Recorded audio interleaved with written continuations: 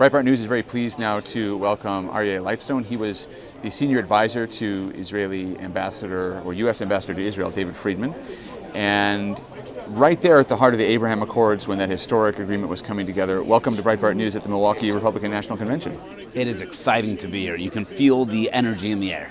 You certainly can, and today there seems to be a lot of focus on foreign policy. Migration is going to be an issue, day 2 here at the Republican National Convention, but obviously Biden has turned the world upside down. War in the Middle East, October 7th.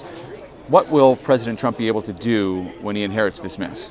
Well, I think the advantage is the mess is fixable. Why is the mess fixable? Because the United States of America is still the greatest force for good in the history of the world.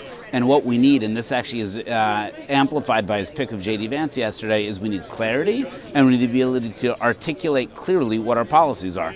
And if you look at the Republican platform, it's not complicated. We stand with Israel, we're going to stand against terrorism. And if we do both of those things effectively, all the dominoes are going to fall correctly. Israel is a beacon of light. It is what is right in the Middle East. The Abraham Accords were evidence of that. We were together at the opening of the embassy in Jerusalem, and people said this will push peace further away. It did the exact opposite. Peace came because we stood closely with Israel. Peace will continue to grow because we'll stand closely with Israel. The Trump administration managed the incredible feat of pulling troops out of the Middle East but creating more peace. Not necessarily because the troops were gone. People knew that Trump could use military force. Iran now is further down the line, nuclear enrichment. It's enriched greatly under Biden.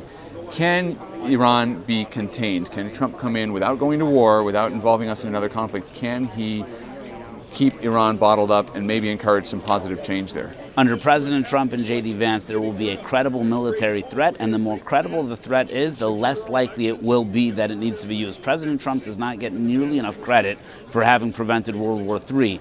Just a couple of weeks ago, Iran shot 300 ballistic missiles and drones at Israel. Imagine had 2 of them landed, 3 of them landed and caused damage. What would Israel have had to do in response? What then would Israel's allies have had to do? What would Iran and its allies have had to do in response? It would have generated World War III.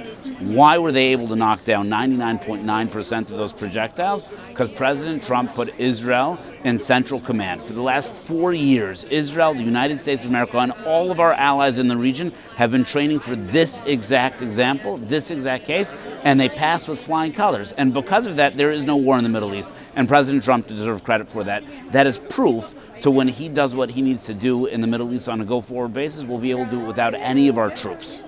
The last time you and I spoke was September. You are involved in a foundation that builds support for the Abraham Accords through economic ties, cultural ties throughout the Middle East. You go back and forth to Saudi Arabia, Israel. What is the mood now? Because you and I spoke maybe 2 or 3 weeks before October 7th.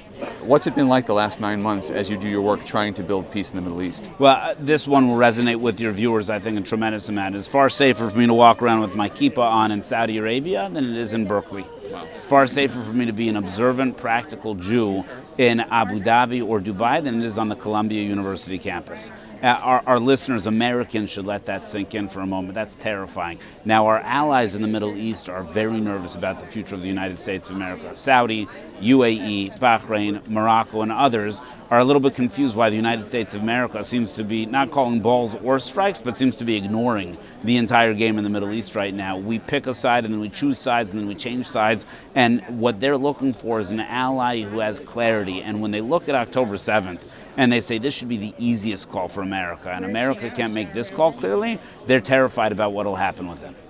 So you learned from the master, from David Friedman. You were there with him every step of the way in his journey as ambassador, which was an historic ambassadorship. Would you consider being Trump's ambassador to Israel if that came up in a Trump administration after January 20th? Completely and totally unlikely events that President Trump would have won the first election.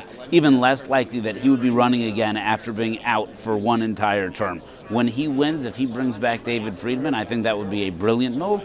If he offers me to serve in any capacity, for President Trump, who just this past Saturday we saw the hand of God literally on his head, to be able to serve at this historic moment, I would say yes to anything.